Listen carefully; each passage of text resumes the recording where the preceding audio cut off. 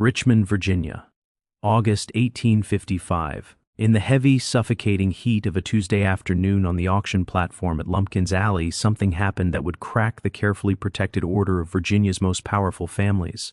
A slave was brought to the block, a young man whose appearance so completely shattered every belief about human bondage that the bidding didn't just go beyond expectations.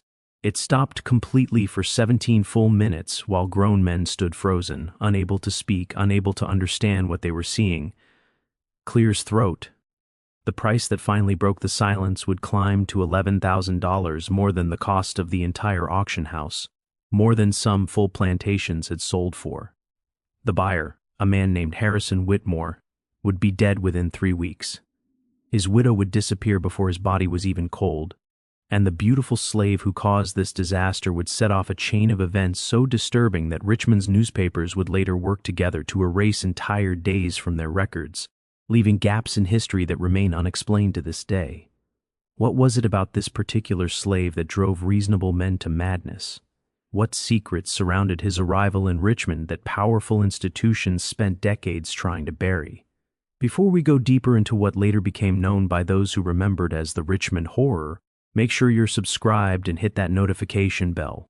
What you're about to hear was deliberately hidden from history books, and we need your help to make sure these buried truths finally come into the light.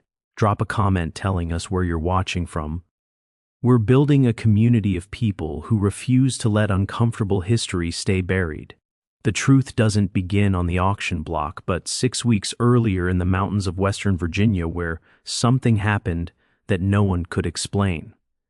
The town of Lexington sits in the Shenandoah Valley, a place where old Virginia money goes to pretend the modern world doesn't exist. In July 1855, a traveling slave trader named Gideon Hale arrived there with a coffle of 12 slaves he had bought from failing farms in Kentucky. Hale was known for his cruelty, even among men who made their living from human suffering. He worked alone, trusted no partners, and had a reputation for getting slaves through methods other traders considered too dangerous or too immoral, even by their broken standards. Hale checked into a boarding house on the edge of town, chained his slaves in the stable, and then drank himself into a stupor at the local tavern. This was his routine: buy cheap in Kentucky, sell high in Richmond, drink away the guilt in between. But that night, something was different. A woman appeared at the tavern. No one later agreed on what she looked like. Some remembered her as elderly, others as middle-aged. Some said she wore black silk, others said plain homespun. But everyone remembered her eyes, gray eyes that seemed to see through flesh to the corruption beneath. She sat across from Gideon Hale and spoke to him for less than 5 minutes. No one heard what was said, but when she left, Hale sat frozen for nearly an hour, sweat pouring down his face despite the cool evening air, his hands shaking so badly he couldn't lift his glass. He stumbled back to his boarding house after midnight. The next morning, the stable where he had chained his coffle stood empty. All 12 slaves were gone. Their chains lay on the ground, still locked. There was no sign of forced entry, no evidence of how they escaped, and Gideon Hale was found in his room, alive but unresponsive, his eyes open but seeing nothing, saliva running down his chin. The town doctor examined him and said he had suffered some kind of apoplectic fit. His mind was gone. Whatever had happened to him had burned away his ability to speak, to reason, to function as anything more than a breathing body. He was sent to an asylum in Staunton, where he would spend the remaining 4 years of his life sitting in a chair, staring at nothing, sometimes whimpering like a beaten dog. The escaped slaves were never found. The mystery of how they freed themselves from locked chains in a secured stable was never solved, and most people in Lexington were happy to forget the entire disturbing event. Most people, but not everyone. 3 weeks after Hale's collapse, a slave appeared at the Richmond auction house of Pulliam and Slade. He arrived alone, walking through the front door in mid-morning, his wrists tied with simple rope, no chains, no handler, and no paperwork proving ownership. James Pulliam, the senior partner, later described that moment as the strangest experience of his 40-year career in the slave trade. The young man appeared to be about 23 years old, tall and lean, with skin colored somewhere between honey and amber, suggesting mixed ancestry, but not in the usual ways. His features had a symmetry that seemed almost impossible. High cheekbones that caught the light like carved stone, a jawline that looked as if it had been designed by a master artist. His eyes were an unusual color, a deep violet blue that seemed to glow in certain light, so striking that Pulliam actually stepped backward when the young man looked directly at him. But it wasn't just the physical beauty, though that alone was enough to turn heads. It was something else, a strange stillness about him, a sense that he existed outside the normal flow of time and circumstance. He moved with a grace that suggested noble breeding, yet his clothes were simple laborer's garments, worn but clean. He spoke only when spoken to, his voice cultured and careful. But he gave no explanation for why he was there, no story of where he came from, no name of an owner. "Who sent you here?" Pulliam demanded, trying to take control of a situation that made his skin crawl. "I was told you would know what to do with me," the young man replied calmly. "Told by whom?" "By the woman in gray." Pulliam felt cold run down his spine. He had heard rumors from Lexington. Travelers had spoken of the strange incident with Gideon Hale and the vanished slaves, the woman no one could clearly describe. And now this beautiful stranger stood in his auction house saying she had sent him. "What's your name?" Pulliam asked. "My name is Josiah. Do you have papers? A bill of sale? Proof of ownership?" Josiah smiled, and the sadness in that smile made Pulliam feel ashamed without knowing why. "No papers, no ownership, nothing but what you see. Then you're a runaway. I should turn you over to the authorities." "You could," Josiah said, "but you won't, because you've already calculated my value, Mr. Pulliam. You've already imagined the price I would bring, and you've already decided that profit matters more than legality." The truth of that struck Pulliam like a blow. It was exactly what he had been thinking. A slave of such rare appearance, with no clear owner, was an opportunity beyond anything he had ever seen. If he entered Josiah into auction with false papers, who would question it? Who would look past that face to ask where he truly came from? "Where would you go if I released you?" Pulliam asked quietly. "A slave without papers would be caught within a day."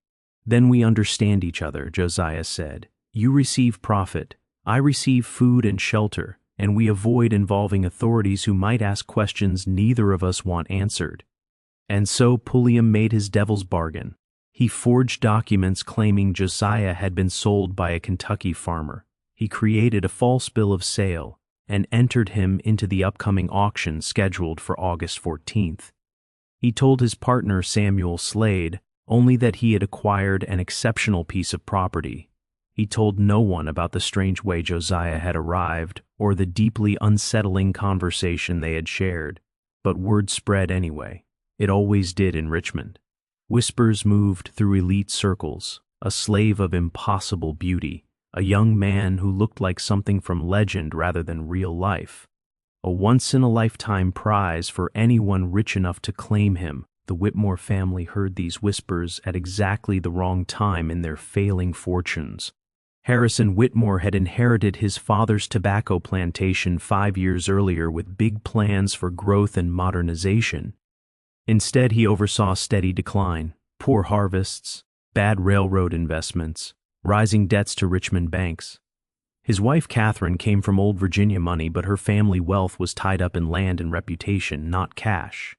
The Whitmores kept up appearances through desperate choices, throwing parties they couldn't afford, buying luxuries on credit, always staying just ahead of their creditors. Harrison's younger brother Thomas watched this fall with growing fear. He ran the daily operations, while Harrison played the gentleman planter in Richmond.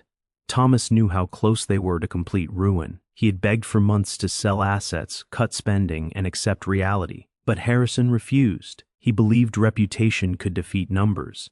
When he heard about the extraordinary slave at Pulliam and Slade, he saw not danger, but opportunity. A slave like that would be the ultimate status symbol. Proof that the Whitmores still mattered. The price didn't matter. The social advantage would justify everything. Thomas tried to stop him. They didn't have $11,000. They barely had that much total. But Harrison waved away the concern. He would borrow. He would mortgage the land. He would win and force the world to respect them again. Catherine supported the purchase for her own reasons. She had heard whispers among Richmond women that Josiah had strange qualities, that he seemed to know things before they were spoken, that people confessed secrets in his presence. Catherine had secrets of her own, and in her desperation she believed that owning this extraordinary slave might somehow protect her. The Preston family also showed interest. Senator Marcus Preston held enormous power in Washington. His son Daniel managed the family's Richmond properties. Daniel had recently married Elizabeth, a wealthy woman from Philadelphia, bringing much-needed money into the family. But the marriage was strained. Elizabeth hated slavery and made no secret of her abolitionist beliefs. She had already threatened to leave and take her money with her. Daniel believed that presenting Josiah as a rare and beautiful possession might calm her, that the beauty might soften her moral anger. He imagined Josiah as art, not labor. It was twisted thinking, but Daniel believed it.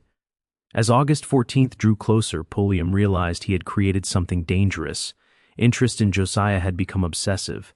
Wealthy families made private offers. Some made threats.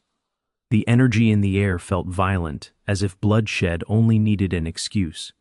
Pulliam tried to control the chaos. Proof of funds would be required. The auction would be private, only serious buyers allowed, but none of it would be enough. The night before the auction, Josiah asked to speak privately. Pulliam found him sitting on a cot in the holding room, hands folded calmly. In the lamplight, his beauty was almost painful to look at. "You know what will happen tomorrow," Josiah said quietly. "I know the bidding will be high," Pulliam replied. "That's not what I mean. You know there will be violence. Men don't spend this kind of money without rage and desperation. Whatever happens tomorrow will destroy someone, and you will share responsibility." Pulliam grew angry. "I'm conducting business. You chose to ignore where I came from," Josiah said. "You chose forgery over truth. You chose profit over conscience. Tomorrow, you'll see where that leads." "What are you?" Pulliam whispered. "Watch tomorrow," Josiah said. "Watch what happens when men try to own what was never meant to be owned." Pulliam spent the night reviewing his forged papers, looking for any excuse to cancel. But the documents were perfect, and canceling now would bring the wrath of powerful families. He was trapped by his own greed. August 14th arrived with heavy, crushing heat. By noon, the Whitmores, the Prestons, and 3 other wealthy parties had gathered, all with lawyers and financial agents. Harrison had mortgaged everything. Catherine stood beside him in silk. Daniel brought $15,000 in drafts taken from Elizabeth's trust without her knowledge. At exactly 2, Josiah was brought into the room. For 17 full minutes, no one spoke. They only stared. Awe, hunger, fear. The bidding exploded. Numbers flew past reason. This was no longer business, this was obsession. When Harrison shouted $20,000, the room was stunned into silence. The paperwork was signed, the money transferred, and Josiah became, on paper, the property of a man who had just destroyed himself to possess him. That night, Harrison brought Josiah to the family estate. Thomas waited on the porch, grief written on his face. "You destroyed us," Thomas said. Catherine tried to calm them, but her eyes kept drifting to Josiah, and a cold certainty filled her chest that they had invited something far worse than debt into their home. Josiah was given a room in the main house. The other slaves whispered. Ruth, the head house slave, warned Thomas. "That boy ain't natural," she said. "He's going to bring death to this house." That first night, strange things happened. A mirror cracked. 3 clocks stopped at 3:17 a.m. A portrait fell and tore as if by claws. Harrison dismissed it. Catherine did not. She confronted Josiah in the garden. He revealed her secrets, the letters, the affair, the child she was trying to hide. He told her he was there to reveal, to bring hidden sins into the light. "You're here to destroy us," Catherine said. "I'm here because your family needed destroying," Josiah replied. He told her the truth about stolen slaves, about her family's respectability built on crime. Catherine fled in terror. Harrison refused to listen. Richmond mocked them. The newspapers ridiculed Harrison. Their reputation collapsed. 3 days later, a slave named Isaac was found dead, his throat cut in a locked cabin. The sheriff ruled it suicide. No one believed it. Daniel Preston lost his wife and her money. He blamed Harrison. He blamed Josiah. He began planning revenge. The man called Graves stayed in Richmond. His real name was Thomas Crawford, a former slave catcher turned helper of runaways. He recognized Josiah. He had seen those violet eyes before in a runaway woman years earlier. The same presence, the same judgment. Crawford learned of a pattern: slave traders ruined, slaves disappearing, always a woman in gray, always those eyes. On the 8th day, Harrison began to break. He heard voices. He couldn't sleep. He shook. The doctor said it was moral collapse, not illness. "It's too late," Harrison told Thomas. "I destroyed us for something I could never truly own." At 3:17 a.m., every slave on the plantation dreamed the same dream. Chains breaking. A woman in gray. "Freedom coming," Ruth warned Thomas. "Something NG is about to happen." Thomas went looking for his family. He found Harrison, Catherine, and Josiah standing in the garden before dawn. Harrison was on his knees, weeping. Catherine stood stiff, her face streaked with tears, and Josiah stood between them like a priest leading some terrible ceremony. "He's showing us," Catherine said in a hollow voice when Thomas came closer. "Everything we've done, every cruelty, every betrayal, every lie, it's all there. We can see it all, and we can't deny it anymore. We can't pretend. We can't hide. The truth is breaking us, and we deserve it. We deserve every moment of this pain." Thomas grabbed Josiah by the arm, meaning to pull him away from his family. But the moment his hand touched him, he felt a surge run through his body. Not physical electricity, but something else. And suddenly he was seeing things, memories that were not his own. The kidnapped slaves his father had bought, their fear, their grief, their despair, families torn apart, lives destroyed, the endless buildup of suffering that had created the Whitmore fortune. All of it flooded into his mind at once, impossible to deny, impossible to ignore. He released Josiah's arm and staggered back, gasping. "What are you?" Josiah smiled, that sad smile. "I'm what happens when oppression becomes so great that reality itself must bend to make room for justice. I'm the reckoning you've avoided for generations. I'm every buried truth demanding to be heard, and I'm only the beginning." The sun rose on a plantation changed. The slaves had gathered near the main house, not threatening, not violent, but present in a way they had never been before, present as witnesses to what was about to happen. As part of a shift none of them fully understood, but all of them felt deep in their bones that something fundamental was changing, something that would spread far beyond this one estate. And in Richmond, in auction houses and law offices and bank boardrooms, men were beginning to understand that the purchase of one impossibly beautiful slave had set off consequences that would consume them all. News from the Whitmore estate reached Richmond by mid-morning. A writer arrived at James Pulliam's office with a message that made the slave trader's blood run cold. Harrison Whitmore was dead, found in his study at dawn with no signs of violence, no sign of struggle. He had simply stopped living. His face held an expression the messenger described as peaceful acceptance mixed with absolute horror, like a man who had seen the full truth of his life and could not survive the knowledge. Catherine Whitmore had been taken to her sister's home in Richmond, barely coherent, muttering about revelations and judgment. Thomas had taken temporary control of the estate but sent word that he would sell everything immediately. The plantation, the slaves, every asset the family owned. He wanted nothing more to do with any of it.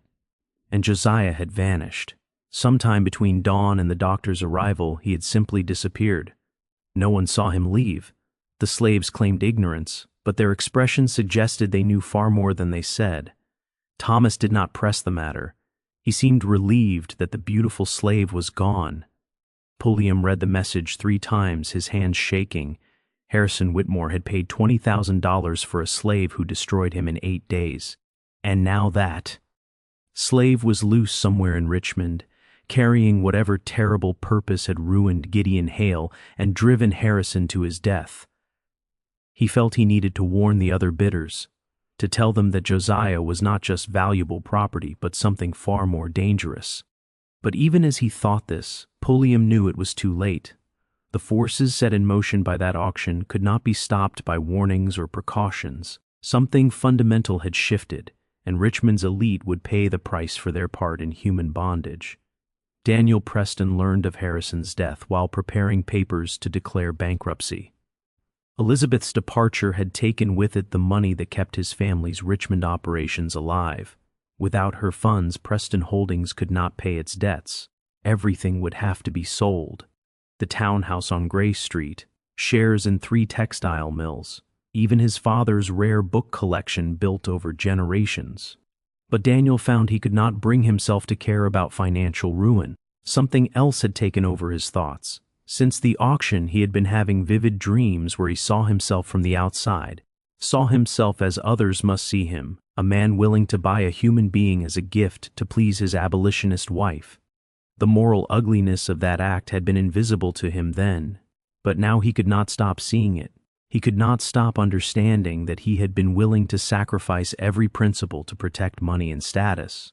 The night after Harrison's death, Daniel woke to find someone standing at the foot of his bed. In the dark, he could see only a shape, but he knew immediately who it was. "You're here to kill me," Daniel said, surprised by his own calm. Josiah's voice came from the darkness. "I'm not here to kill anyone, Mr. Preston. That's not my purpose. I'm here to show you the truth. What you do with that truth is your choice." Light flared as Josiah lit the bedside lamp. In the warm glow, his beauty was almost painful. Daniel looked at him and felt the full weight of what he had tried to do, to buy this person, to turn him into property, all to save a marriage already destroyed by Daniel's own moral failure. "How did you get in here?" "The doors are locked. Locks are physical barriers. What I am moves beyond such limits. I told you at the auction, Mr. Preston, watch what happens when men try to own what was never meant to be owned. You're watching now. Your marriage is over. Your fortune is gone. Your father's reputation is about to be destroyed when it becomes public how you tried to misuse your wife's trust fund." "My father had nothing to do with my choices," Daniel said weakly. "Your father built his career on protecting slavery. He voted for every law that strengthened bondage. He opposed every step toward freedom. He has been part of the suffering of millions, and you followed his path. Both of you choosing comfort and power over justice. Both of you telling yourselves that politics excuses personal responsibility." Tears ran down Daniel's face. "I didn't understand. I swear I didn't see." "You understood enough," Josiah said softly. "You simply chose not to let that understanding change your behavior. That's worse than ignorance." Josiah walked to the window and looked out over Richmond's sleeping streets. This city built its wealth on stolen lives. Every mansion, every stone, every chandelier paid for by human suffering. Hundreds of thousands were bought and sold here, each one a full human life, with hopes and dreams crushed for other people's profit. He turned back to Daniel. "Your wife saw that. She tried to make you see it. But hearing her would have required change, and change was too costly for you. Now the cost has come due. You will lose everything. The only choice is whether you lose your soul with it." After Josiah left, slipping out as impossibly as he had entered, Daniel sat awake for hours. His mind replayed every auction he had attended, every human being he had casually owned, every excuse he had made because ending the system would have been inconvenient. The weight crushed him, and he finally understood why Harrison Whitmore had died. The full truth was unbearable. But Daniel chose a different path. At dawn, he began writing letters to his father saying he would no longer serve the family's interests in Richmond, to his wife admitting everything and asking not for forgiveness, but for her to know he finally understood, and to the newspapers, a full confession of his misuse of Elizabeth's trust fund and his role in a system he now recognized as evil beyond excuse. The letters were published 2 days later, creating a scandal that shook Richmond. A Preston publicly denouncing slavery was unthinkable. The family name collapsed overnight. Senator Marcus Preston suffered a stroke after reading his son's confession and never fully recovered. His long political career ended in disgrace. Yet Daniel felt something like peace for the first time in years. He had lost everything. But in losing everything, he had found the beginning of a conscience no longer shaped by self-interest. Meanwhile, Thomas Crawford continued piecing together evidence of a much larger pattern.